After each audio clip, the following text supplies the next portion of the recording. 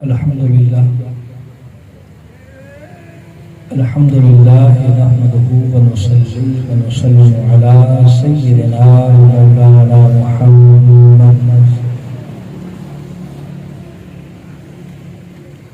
رسوله النبي الكريم الحميد الرؤوف الرحيم أما بعد فأعوذ بالله من الشيطان الرجيم بسم الله الرحمن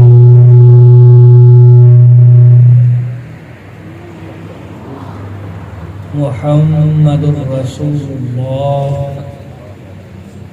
والذين معه آمنت بالله صدق الله العظيم قال الله تبارك وتعالى في شان حبيبه مخبرا وعامرا إن الله وملائكته يصلون على النبي يا أيها الذين آمنوا صلوا عليه وسلموا تسليما. تمامی حضرات بآواز بلند درود پاک آواز آنی چاہیے. اللهم صل على سيدنا ومولانا محمد وعلى آل وصحاب سيدنا ومولانا محمد الصلاة والسلام عليك يا رسول الله وعلى آلك وصحابك يا حبيب الله الصلاة والسلام عليك يا شفيع المذنبين وعلى آلك وصحابك يا رحمة للعالمين. بعد حمد و ثنا نہایت واجب الاحترام دوستو، بزرگوں، عزیز ساتھیوں، مالک کریم کے کرم سے نبی کریم علیہ السلام کی نگاہ عنایت سے میں اور آپ ایک پروقار بارونق باسعادت محفل میں جمع ہیں. دعا فرمائیں مالک کریم ہم سب کا یہاں آنا، مل بیٹھنا، یہ ذکر اذکار کرنا اپنی پاک بارگاہ کے اندر شرف قبولیت عطا فرمائے. یہ پروقار محفل سجانے کا صحرا یا سعادت سمجھ لیں. غلام محمد خان صاحب بطخیل ایڈوکیٹ، ان کے لخت جگر ڈاکٹر محمد تیمور خان بطخیل اور محترم نکا خان سواسی صاحب ان کے سر پہ ہے. میں دعا گو ہوں مالک کریم ان کی اس کوشش کاوش کو اپنی پاک بارگاہ کے اندر منظور و مقبول فرمائے اور اس کا بہتر سے بہترین بدلہ انہیں عطا فرمائے.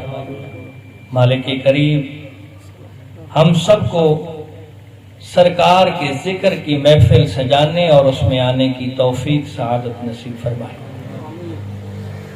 آپ مجھ سے قبل ہمارے علاقے کی پہچان بلبل مدینہ حضرت قبلہ قاری عبد المجید صاحب بھوروی کے خوبصورت انداز کے ساتھ مدح سرائی سماعت فرما رہے تھے. دعا گو ہوں کہ مالک کریم ان کے علم، عمل اور ذوق شوق کے اندر برکت عطا فرمائے.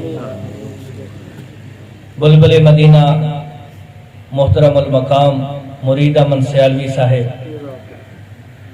اور مجھے حکم فرمانے والی شخصیت خطیب اہل سنت، خطیب ذی شان، مقرر شیریں لسان حضرت علامہ مولانا قاری محمد شریف حمدانی صاحب حافظہ اللہ تعالی اور محقق اہل سنت حضرت علامہ مولانا قاری مطیع اللہ سیالوی جلالی صاحب حافظہ اللہ تعالی، آپ ان کی بھی زیارت فرما رہے ہیں. مالک کریم ان سب کی علم، عمل اور عمر کے اندر مزید برکت عطا فرمائے. مختصر وقت ہے، میں نے ایک دو گزارشات جناب کی سماعتوں کی نظر کرنی ہیں. آپ حضرات نے توجہ رکھنی ہے، وقت ویسے بھی مختصر ہے اور یہ جو ذکر کی محفل ہوتی ہے، سرکار کے ذکر کی محفل، یہ کوئی عام محفل نہیں ہے. ایک تو آپ علماء سے یا نعتخوان حضرات سے شعر سنتے ہیں کہ محبوب کی محفل کو محبوب سجاتے ہیں، آتے ہیں وہی جن کو سرکار بلاتے ہیں. اور یہ حقیقت ہے اب دنیا و معافی یہاں کی جتنی محفلیں ہیں آپ اٹھا کے دیکھ لیں، ہر بندہ ہر محفل کے اندر خود نہیں جا سکتا، اور ایسی محفل بابرکت باسعادت جو انسان کے وقار کو بھی بلند کرتی ہے، عزت کو بھی بلند کرتی ہے، انسان کے سیئات کو ختم کرتی ہے اور حسنات کو بڑھاتی ہے، ایسی محفل کے اندر بندہ خود نہیں آتا، یقیناً کرم ہی ہوتا ہے تو بندہ آ جاتا ہے۔ ذرا بولو بولو۔ میں اکثر کہتا ہوں تقریر کی نہیں جاتی، کروائی جاتی ہے۔ آپ بولیں گے تو انشاءاللہ 2-4 گزارشات قبلہ کے حکم کے مطابق آپ کو مزہ بھی دیں گی اور لطف بھی دیں گی۔ میں نے مختصر سی آیت کریمہ کا مختصر سا حصہ تلاوت کیا۔ آپ نے میرے خیال میں لفظوں پہ توجہ کی ہوگی تو آپ کو سمجھ بھی آ گئی ہوگی۔ اللہ رب العزت نے قرآن پاک میں فرمایا محمد الرسول اللہ، کہ محمد علیہ السلام اللہ کے رسول ہیں، والذین معہ، اور وہ لوگ جو ان کے ساتھ ہیں۔ ہم نے صرف معہ پہ تھوڑی سی بات کرنی ہے کہ جو در مصطفیٰ پہ آتا ہے، جو میرے مصطفیٰ کے در پہ آ جاتا ہے، میرے مصطفیٰ اس کو نوازتے کیسے؟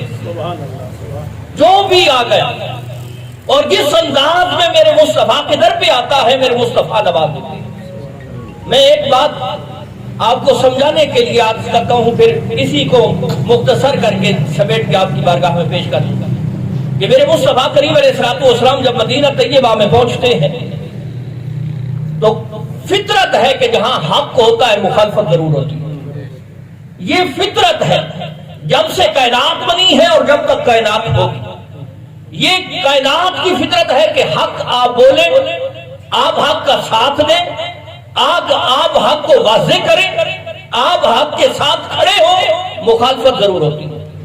اور میرے مصطفیٰ کریم علیہ السلام کی زندگی کو آپ اٹھا کے دیکھیں کہ وہ لوگ جو میرے مصطفیٰ کو صادق و امین بھی سمجھتے ہیں، وہ لوگ جو میرے مصطفیٰ کو ہر حوالے سے بڑا شفیق بھی سمجھتے ہیں، جب میرے مصطفیٰ کریم علیہ السلام نے انہیں توحید کی طرف بلایا اور فرمایا یہ جو تم بت کے سامنے جھکتے ہو، یہ جو تم ہاتھوں سے پتھروں کے بت بناتے ہو، پھر انہیں الہ اور معبود سمجھتے ہو، یہ خدا نہیں ہو سکتے، یہ معبود نہیں ہو سکتے، یہ تمہارے خالق نہیں ہو سکتے، یہ تمہارے رازق نہیں ہو سکتے، رازق ذات اللہ کی ہے جس نے تمہیں بنایا ہے، تمہارے لیے ہر ضرورت کو بنایا ہے، یہ خدا نہیں ہو سکتے۔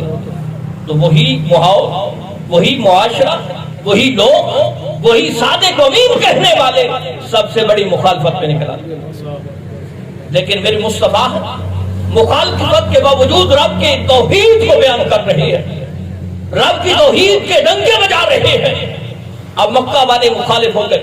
رب کے حکم کے مطابق سرکار نے جب مدینہ طیبہ کی طرف ہجرت فرمائی، جب مدینہ طیبہ میں پہنچتے ہیں، اب یہودیت کا پہلا گڑھ جو تھا وہ یثرب، یعنی مدینہ طیبہ کا پہلا نام، کہ بہت زیادہ یہودی، اور وہ اپنے آپ کو اس کے اندر بڑے سیکور سمجھتے تھے، بڑے محفوظ سمجھتے تھے۔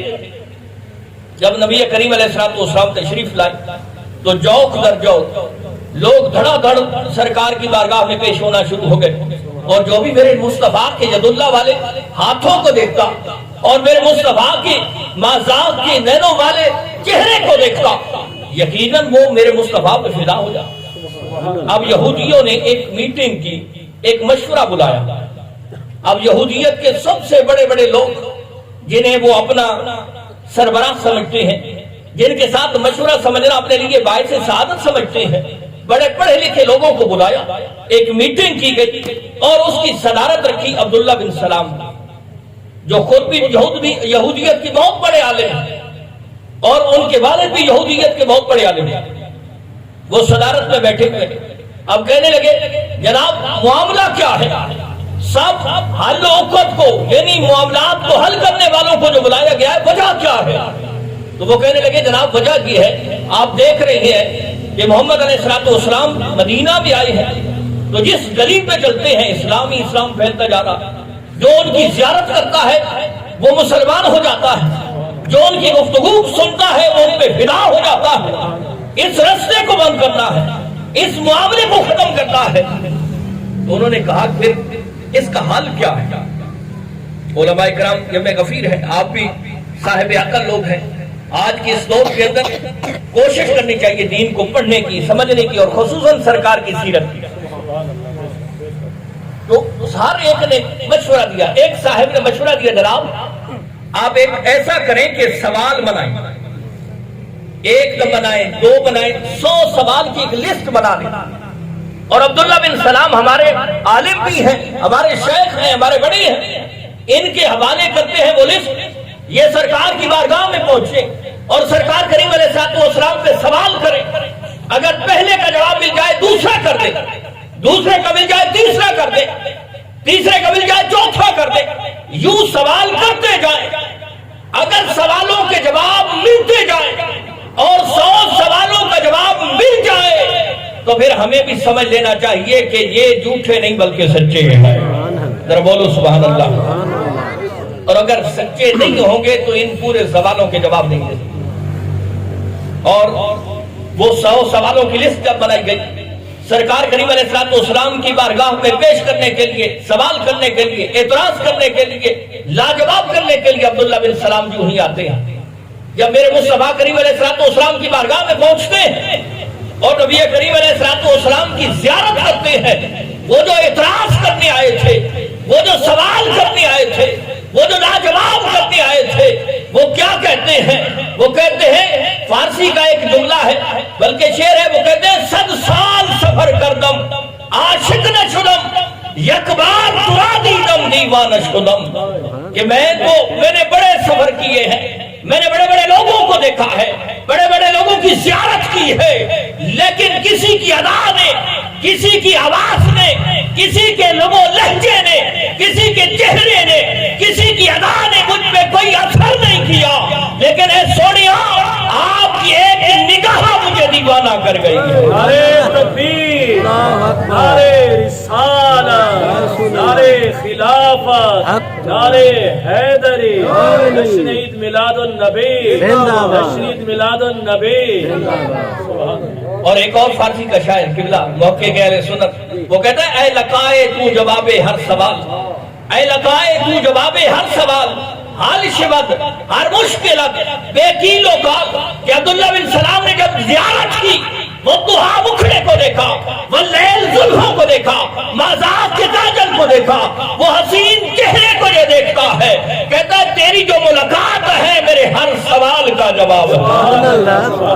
اے لگائے تو جواب ہر سوال، حل شبد ہر مشکلت بے کیل و کال، سونا تیری ملاقات میرے ہر سوال کا جواب ہے، اور میری ہر مشکل بغیر کسی بولے کے حل ہو گئی۔ تکبیر، نعرے رسالت، نعرے حیدری۔ اب دیکھیے وہ جو اعتراض کرنے آیا تھا، آپ سیرت کی کتابیں اٹھا کے دیکھیں، کسی نے نہیں ہے کہ اس نے کوئی سوال کیا۔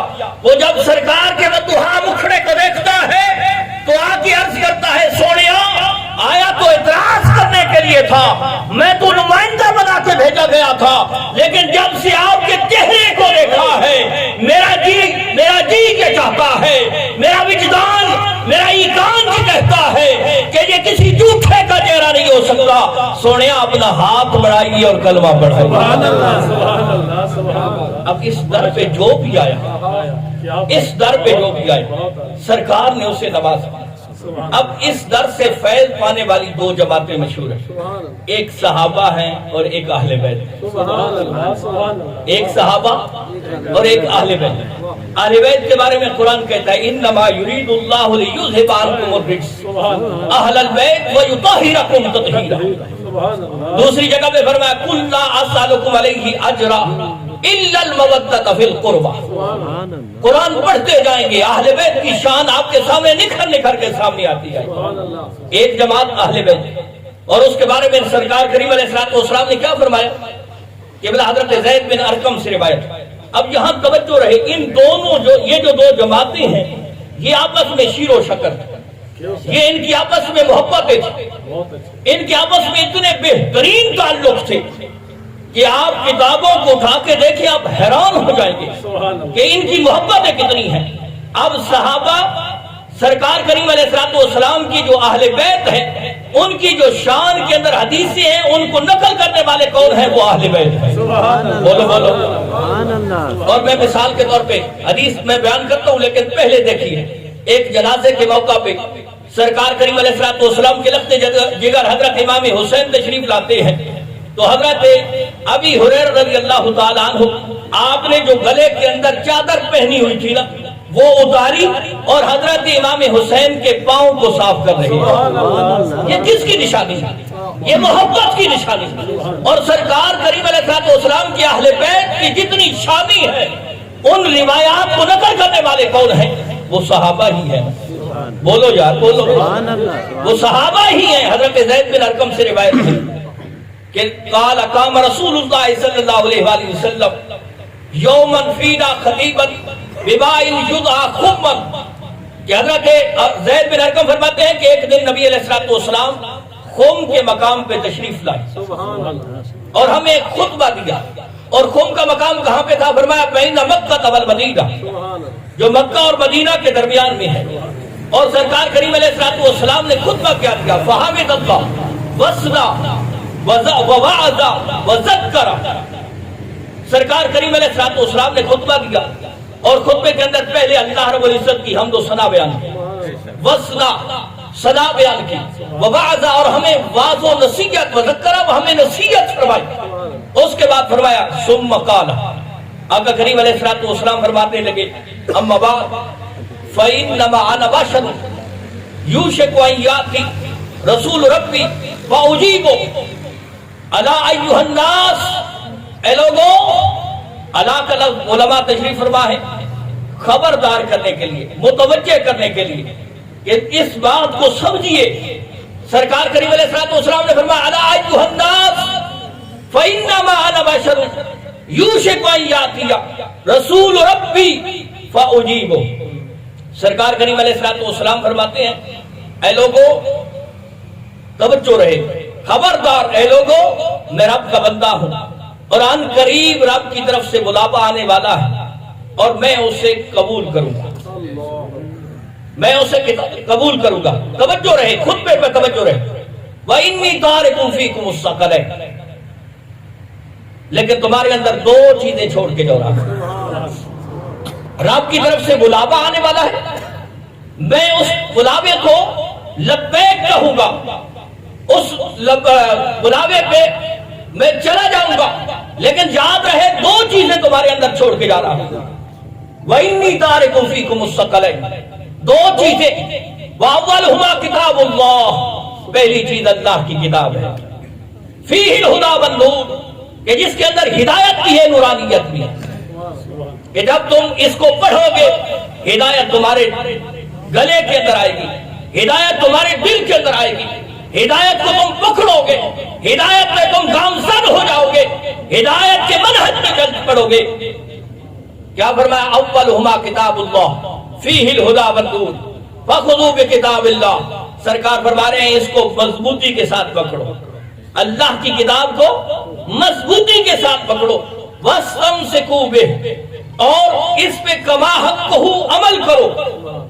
استمساک کا مطلب کیا ہوتا ہے؟ یہی ہوتا ہے کہ اس کو مضبوطی کے ساتھ پکڑنے کا مطلب اس کے جو اوامر ہیں ان پہ عمل کرو، جو نواہی ہیں ان سے رک جاؤ، یعنی اس کو مضبوطی کے ساتھ پکڑو۔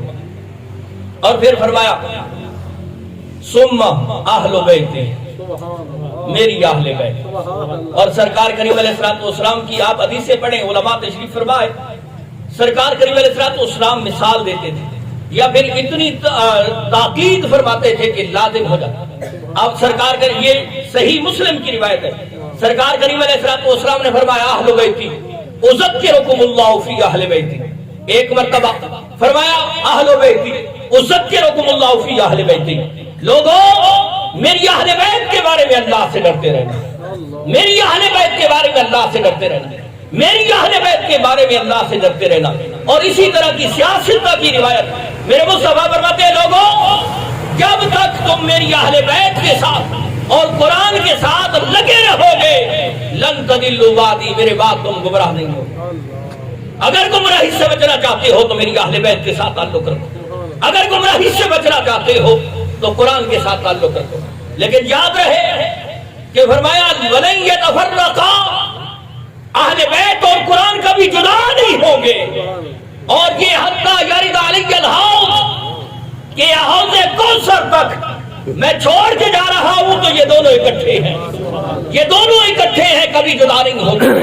کوئی کہے میں قرآن والا ہوں اور اہل بیت کے ساتھ تعلق نہیں، تو وہ قباحت کو عمل نہیں کر رہا، اس کا اسلام کے ساتھ کوئی تعلق نہیں ہے، اس کا ایمان کے ساتھ کوئی تعلق نہیں ہے۔ ایمان والے کے ایک ہاتھ میں اہل بیت کا دامن ہے، دوسرے ہاتھ میں قرآن کا دامن ہے۔ تو دیکھیے نبی کریم علیہ السلام کے غلاموں، یہ ہے اہل بیت، اور اہل بیت اور صحابہ کی محبت کس طرح ہے۔ میں گفتگو کو سمیٹنے کی طرف چلتا ہوں۔ پہلے صحابی ہیں حضرت سیدنا، پہلے صحابی بھی کہہ لیں اور خلیفہ بھی کہہ لیں حضرت سیدنا ابو بکر صدیق رضی اللہ تعالیٰ عنہ۔ آپ کیا فرماتے ہیں؟ آپ فرماتے ہیں کہ اے لوگوں، مجھے اپنے اہل و عیال سے بڑھ کے سرکار کے اہل و عیال سے محبت ہے۔ اور یہ وہ لوگ ہیں کہ جو جھوٹ نہیں بولتے، یہ وہ صحابہ کے جن کے بارے میں قرآن کہتا ہے رضی اللہ عنہ ورضوا عنہ، کہ یہ وہ ہے کہ جن سے رب راضی ہے اور انہیں راضی کر کے چھوڑے گا۔ اور یہ وہ ہے کہ جن کے بارے میں قرآن کہتا ہے وَكُلًّا وَعَدَ اللَّهُ الْحُسْنَى، کہ اللہ نے ہر ایک سے حسنہ کا وعدہ فرمایا ہے۔ یہ وہ صحابہ ہیں، اور محبت کتنی ہے اہل بیت سے۔ فرمایا مجھے اپنے، یہ آج کے لوگوں کے مسلمانوں کے جملے نہیں ہیں کہ جہاں دل کے اندر اور ہوتی ہے زبان پہ اور ہوتی ہے۔ یہ سرکار کے صحابہ، یہ سرکار کے مکتب سے پڑھنے والے لوگ ہیں، یہ سرکار سے فیض پانے والے لوگ ہیں، یہ سرکار کی بارگاہ سے نگاہ کا فیض بھی پاتے ہیں، قرآن و حدیث کا فیض بھی پاتے ہیں۔ تو حضرت سیدنا صدیق اکبر رضی اللہ تعالیٰ عنہ، آپ کا جب وقت وصال آیا، توجہ رہے، محبت کی نشانی دیکھیے۔ آپ کی ساری زمانہ خلافت کے اندر علماء کا جمع غفیر ہے، علماء تشریف فرما ہے۔ آپ کی ساری زندگی کے اندر قاضی القضات کا جو عہدہ تھا وہ سیدنا علی شیر خدا رضی اللہ تعالیٰ عنہ۔ کیا یہ محبت کی نشانی نہیں ہے؟ یہ آپس میں شیر و شکر کی نشانی نہیں ہے کہ سیدنا صدیق اکبر کی خلافت کے اندر آپ خلیفۃ المسلمین ہیں اور قاضی القضات اس وقت حضرت علی ہیں، اور آپ کا وقت وصال آیا تو آپ نے اپنے غلام کو بھیجا، فرمایا علی شیر خدا کو بلا کے لیا۔ توجہ میری طرف، فرمایا علی شیر خدا کو بلا کے لیا۔ تو حضرت علی شیر خدا رضی اللہ تعالیٰ عنہ تشریف لاتے ہیں، تو حضرت سیدنا صدیق اکبر لیٹے ہوئے ہیں، اٹھ کے بیٹھتے ہیں۔ فرمایا بھائی علی، میری ایک خواہش ہے، میری ایک شوق ہے۔ فرمایا اے امیر المومنین بتائیے وہ شوق کون سی ہے؟ فرمایا میرا دل یہ چاہتا ہے کہ جب میرے جسم سے روح نکلے اور مجھے آخری غسل دیا جانے لگے تو میری خواہش یہ ہے کہ علی، جن ہاتھوں کے ساتھ تو نے سرکار کو غسل دیا تھا ان ہاتھوں کے ساتھ ابو بکر کو بھی غسل دینا، ابو بکر کو بھی غسل دینا۔ اب مجھے بتاؤ یار، کبھی یہ اختلافات یہ پیٹ کے لیے، ان کو تھوڑا سا سائڈ پہ رکھ کے بتائیے گا، آخری وقت ہے، اس دنیا سے جا رہے ہیں اور آخری وصیت کیا فرما رہے ہیں؟ اے علی، حالانکہ اس وقت سیدنا عبد الرحمن بن ابی بکر بھی موجود ہیں، حضرت محمد بن ابی بکر بھی موجود ہیں، باقی صحابہ حضرت عمر فاروق موجود ہیں، باقی سارے صحابہ موجود ہیں، لیکن وصیت کیا فرما رہے ہیں؟ فرمایا اے علی، میرا یہ جی چاہتا ہے کہ مجھے آخری غسل تم اپنے ہاتھوں سے دو۔ اور پھر فرمایا جب میرا جنازہ پڑھ لو تو پھر سرکار کے در اقدس پہ لے جانا، اور در اقدس پہ لے کے خود کہنا کہ سونیا تیرا یار آیا ہے، آپ کا یار آیا ہے اور یار مثال بننا چاہتا ہے، اگر سرکار کے روضہ انور کا دروازہ کھل جائے تو مجھے وہاں دفن کر دینا، اور اگر نہ کھلے تو پھر مجھے جنت البقیع کے اندر دفن کرنا۔ اب مجھے بتاؤ، کتابیں اٹھا کے دے، سرکار کریم علیہ السلام کی اس عاشق کا جب وصال ہوتا ہے تو آپ کو غسل سیدنا علی نے دیا، آپ کی نماز جنازہ پڑھی گئی، اور آپ کی نماز جنازہ پڑھنے کے بعد آپ کے اس جیسے مبارک کو سرکار کریم علیہ السلام کے روضہ انور کے سامنے رکھا گیا اور حضرت علی نے یہ کہا تھا کہ سونیا آپ کا یار مزار بننا چاہتا ہے، آپ کے قرب کے اندر دفن ہونا چاہتا ہے۔ تو اس وقت جو آواز آئی تھی حضرت علی شیر خدا رضی اللہ تعالیٰ عنہ کی سن کے آنکھوں سے آنسو جاری ہو گئے اور دروازہ کھل گیا۔ یہ ہے سیدنا صدیق اکبر کی اہل بیت سے محبت۔ اس کے علاوہ بھی بہت ساری چیزیں ملتی ہیں، میں صرف گفتگو کو سمجھ۔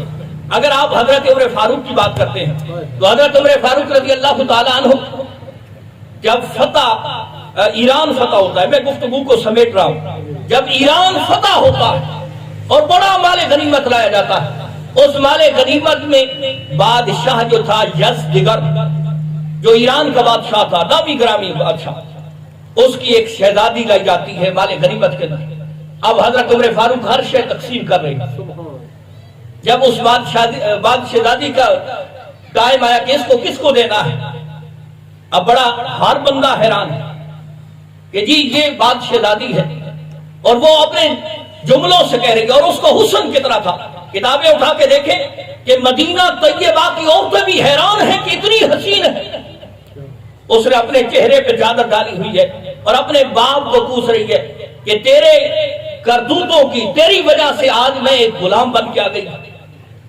تو عمر فاروق رضی اللہ تعالیٰ عنہ نے فرمایا بیٹا اپنے باپ کو کچھ نہ کہو، تم شہزادی ہو تو ہم تمہیں شہزادی بنائیں گے۔ آپ نے فرمایا کل اس کا میں فیصلہ کروں گا اور یہ اس کو دوں گا کہ جو مجھے سب سے زیادہ پیارا ہوگا، جو شہزادہ ہوگا، جو مجھے سب سے پیارا ہوگا اور جو شہزادہ ہوگا۔ دوسرے دن آپ کا جب دربار لگتا ہے، آپ کے دو صحابہ باقی سارے فیصلہ سننے کے لیے آئے بیٹھے ہیں۔ وہ کچھ دوستوں نے حضرت عبداللہ بن عمر رضی اللہ تعالیٰ عنہ کو مبارکباد بھی دی تھی کہ اے عبداللہ تم شہزادے ہو کہ امیر المومنین کے لخت جگر ہو، اور پیارے یقیناً اولاد بندے کو پیاری بھی ہوتی ہے، تو لہذا عمر فاروق کو سب سے زیادہ پیارے بھی تم ہو۔ اب دوسرا دن ہے، ہر بندہ اس بات میں سوچ رہا ہے کہ حضرت عمر فاروق کی یہ فیصلہ کیا دیتے ہیں۔ حضرت عمر فاروق رضی اللہ تعالیٰ عنہ کا جب دربار لگ گیا، آپ تشریف لاتے ہیں اور آپ نے فرمایا کہ وہ آج فیصلہ کرنا ہے۔ جی سرکار فیصلہ کرنا ہے۔ فرمایا یہ شہزادی ہے، یہ ایران کے بادشاہ کے گھر کے اندر پلی ہے، یہ دنیا کی شہزادی ہے۔ آج میں اس کا نکاح حسین ابن علی سے کرتا ہوں کہ جو دنیا کے اندر بھی شہزادہ ہے اور آخرت کے اندر بھی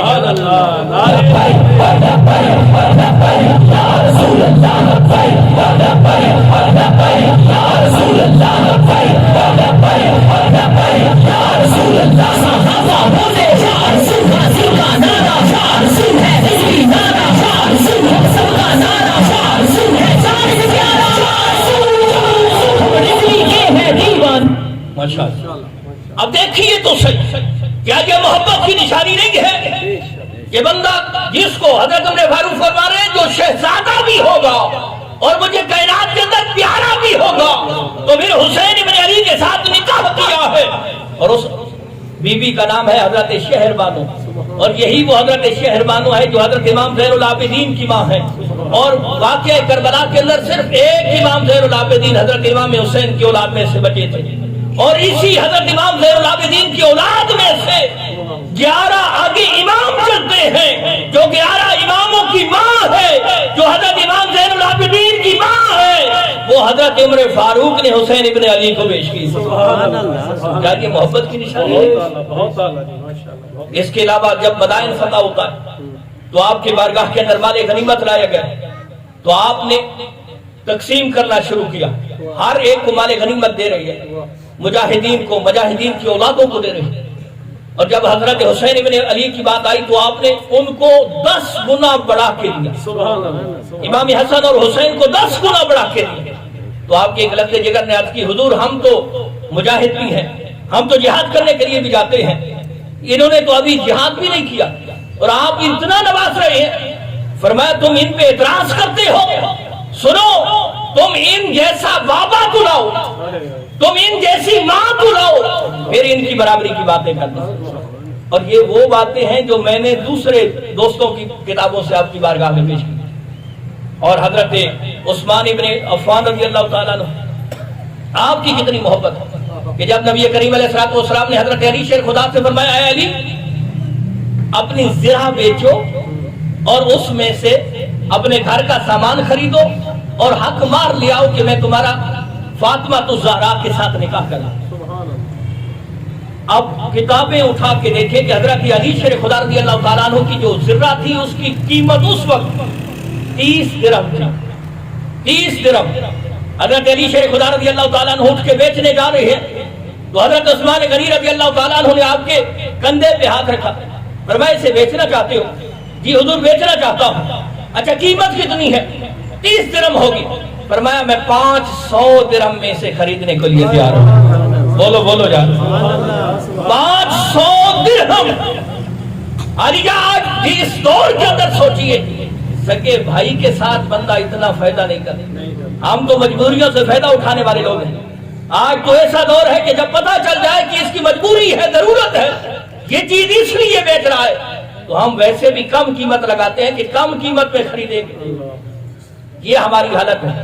اور آپ کہتے ہیں کہ ان کے درمیان اختلاف تھے. میں کہتا ہوں وہ شیر و شکر تھے. ان کی آپس میں محبتیں تھیں. حضرت عمر فاروق حضرت عثمان غنی نے کہا حضور یہ میں 500 درہم میں خریدنا چاہتا ہوں. حضرت علی نے مزرہ پیش کی.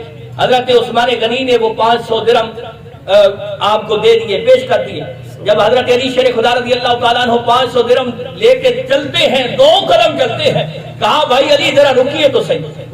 حضرت علی شیر خدا پھر رک جاتے ہیں. پھر حضرت امیر عثمان نے وہ ذرا اٹھائی عرض کی حضور یہ میں اپنی طرف سے آپ کو تحفہ پیش کرتا ہوں. میں آپ کو اپنی طرف سے تحفہ پیش کرنا چاہتا ہوں. یہ محبتوں کی نشانیاں ہیں. اور جب حضرت علی اور حضرت فاطمہ الزہرا کا نکاح ہوا تھا اس کے گواہ کون تھے؟ ابو بکر تھا، عمر تھا، عثمان. یہ تینوں گواہ تھے. سرکار نے حضرت علی سے فرمایا تھا علی ابو بکر، عمر اور عثمان کو بلا کے لے آؤ تاکہ تمہارے نکاح کے گواہ بن جائے. والی جا یہ میرے مصطفیٰ کی بارگاہ سے فیض پانے والی 2 جماعتیں. آج اس پرفتن دور کے اندر جب ہمیں آپس میں لڑایا جا رہا، جب ہمیں ایک دوسرے کے خون کا پیاسا بنایا جا رہا، جہاں ہم دین کے ناطے میں ایک دوسرے کے گلے کاٹ رہے ہیں، کبھی آپ کتابوں کو پڑھیے تو صحیح. کبھی آپ کتابوں کے حوالوں کے یہ تو آپس میں شیر و شکر، ان کی تو آپس میں محبتیں تھیں. کتنی باتیں آپ کے سامنے رکھتا چلوں آپ حیران ہو جائیں. لیکن شومی قسمت کیا ہے کہ ہمارے منبر ایسے واضح و نصیحت سے خالی ہو گئے. آج ہمارا سب سے بڑا یہ مسئلہ پیٹ بن گیا. ہم نے قرآن و حدیث کو پشت ڈال دیا. ہمارا قرآن و حدیث کے ساتھ تعلق کتنا رہ گیا. کوئی فوتگی ہوتی ہے قرآن پڑھتے ہیں، کسی کی جمعرات کراتے ہیں قرآن پڑھتے ہیں، کسی کا 40واں ہوتا ہے قرآن پڑھاتے ہیں. حدیث کے ساتھ تو ہمارا تعلق بھی واجبی تھا. کوئی علامت سے بیان کرتے تو بس ٹھیک ہے، ورنہ کسی کو اس دور کے اندر جب ٹیکنالوجی عروج پہ ہے اس دور کے اندر بھی ہمارے پاس صرف اور صرف وقت نہیں ہے تو اسلام کے لیے. حالانکہ اگر آپ خرید نہیں سکتے یا خریدنا نہیں چاہتے، یہ جو موبائل ہے ہر ایک کے پاس لاکھ روپے کا موبائل ہے. اس کے اندر آپ کو ہزاروں کتابیں مل سکتی ہیں. آپ 10 منٹ 15 منٹ وقت نکالیں. آپ علامہ صاحب کے پاس تشریف لائیں، آپ قبلہ گوروی صاحب کے پاس تشریف لائیں، قبلہ جلالی صاحب کے پاس تشریف لائیں. حضرت اس مسئلے کی سمجھ نہیں آ رہی، میں اس کو سمجھنا چاہتا ہوں، لیکن ہر شے کے لیے وقت ہے، ایک وقت نہیں تو اسلام کے لیے. پھر دیکھیے تو صحیح، عراق ہو، چیچنیا ہو، شام ہو، بغداد ہو، افغانستان ہو، کون سا وہ علاقہ ہے جہاں مسلمان پیش نہیں ہے؟ وہ معزز تھے زمانے میں مسلمان ہو کر، وہ معزز تھے زمانے میں مسلمان ہو کر، اور ہم ذلیل و خوار ہیں تارک قرآن ہو کر. ہم نے جب سے دنیا کے پیچھے بھاگ رہے ہیں. دنیا کمانا جرم اور ظلم نہیں ہے، لیکن نہ حق طریقے سے اور اس دنیا کے اندر مستغرق ہو جانا یہ بہت بڑا ظلم ہے. ورنہ صحابہ کرام رضوان اللہ تعالی علیہم اجمعین، حضرت عبد الرحمن بن عوف جو عشرہ مبشرہ صحابہ میں سے ہیں، جب آپ کا وصال ہوتا ہے اور آپ کی وراثت تقسیم ہوتی ہے تو آپ کی وراثت میں اتنا سونا ہوتا ہے کہ جو کلہاڑوں کے ساتھ کاٹ کے تقسیم کیا جائے. لیکن آپ دیکھیے کہ یہ وہ صحابی ہیں جنہیں سرکار اپنی زندگی کے اندر یہ بشارت دے کے گئے تھے، اے عبد الرحمن تو جنت میں۔ اس کے باوجود دنیا کو دکھایا ہے کہ مال ہونے کے باوجود رب رسول کو نہیں بولے۔ آج بھی در مصطفیٰ پہ آ جائیں، آپ بھی اپنے آپ کو جھکا دیں در مصطفیٰ پہ، اور جب در مصطفیٰ پہ پہنچیں گے، ایک وہ وقت تھا 10 آدمی تھے اور 40,000 لوگوں پہ اگر ان کے ساتھ بھی جنگ ہوتی تو پھر بھی مسلمان جیت جاتے تھے۔ ایک وہ دور تھا کہ جب مسلمانوں کے جسموں پہ قمیصیں نہیں ہوتی تھی، اس وقت بھی وہ غزوہ بدر کے اندر فاتح قرار دیے جاتے ہیں۔ نعرہ تکبیر، نعرہ رسالت، نعرہ خلافت، نعرہ حیدری، نعرہ حیدری، میلاد مصطفیٰ، میلاد مصطفیٰ۔ تو دوستان محترم و محتشم، بڑے خوش نصیب ہیں برادر محترم غلام محمد خان صاحب، ڈاکٹر تیمور صاحب، نکاح خان سماسی صاحب، اور آپ بڑے خوش نصیب ہیں جو ایسی محفل کے اندر تشریف لائے۔ آج کے اس پرفتن دور کے اندر وقت نکالنا، اور خصوصاً جہاں شیطان روکنے پہ تلا ہوا ہے کہ ایسی محفل کے اندر نہ جائیں، اس محفل کے اندر آنا، بیٹھنا، یہ ذکر اذکار سننا۔ شیخ مہدی الفاظی کی آخری بات اور پھر گفتگو کو ختم۔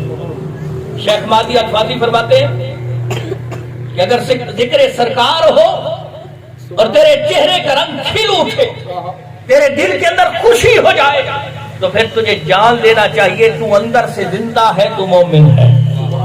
اور اگر ذکر سرکار ہوتا ہے اور تیرے چہرے کا رنگ فک ہو جاتا ہے اور تیرے دل کے اندر ایک سختی پیدا ہو جاتی ہے، تیرے دل کے اندر خفگی آ جاتی ہے، پھر سمجھ جانا چاہیے کہ تو اندر سے مردہ ہو گیا ہے، تیرے اسلام کے ساتھ کوئی تعلق نہیں ہے۔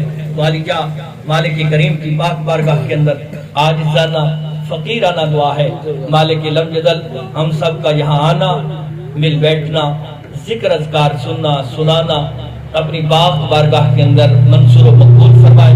مالک کریم زندگی بھر اسلام کی خدمت، اسلام کے ساتھ وفا کرنے کی توفیق عطا فرمائے، اور کل قیامت کے دن سرکار کریم علیہ الصلوۃ والسلام کے لوائے حمد کے نیچے جگہ عطا فرمائے۔ سبحان ربک رب العزت عما یصفون وسلام علی المرسلین والحمد للہ رب العالمین۔